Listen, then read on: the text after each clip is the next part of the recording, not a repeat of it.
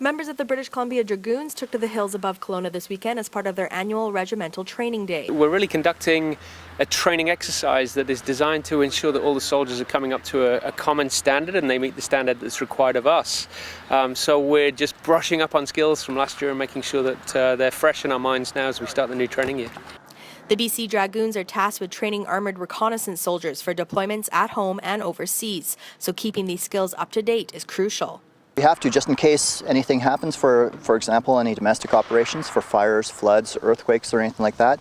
We need to have those basic skills so we can build on those to help out with those types of operations. We are the Army in the Okanagan, so we are the Army's representative in the Okanagan, and we're all reservists. So we all have daytime jobs, we're all students, and this is one thing that we do Wednesday nights as well as on weekends throughout the year. As it turns out, this is a special year for the Dragoons as positions have opened up and they are ready to hire. Here in the Okanagan, we're totally going on a huge recruitment drive. And the reason why is because the BCDs, British Columbia Dragoons, we're expanding this year. We need a whole whack of dudes to expand. We have the positions, we have the work, I have the budget for them. We just need to get the guys in so we can get them trained up.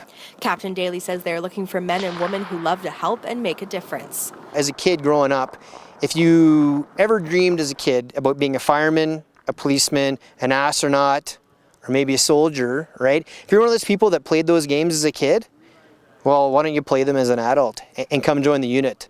And then it's still like playing. It's part-time work in the reserves. So whatever your career is, if you're going to school or you're a machinist or you're a professor or you're doing one of those other jobs, you can still do this stuff part-time. And nowadays, it is kind of like living in a rock video.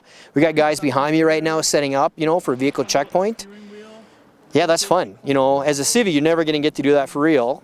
So you get to kind of practice and carry real weapons in the primary reserve. It is something different, and that's one thing a lot of our soldiers enjoy is it's different than what they do in everyday life. And it's something that they can do to help towards their country and their nation.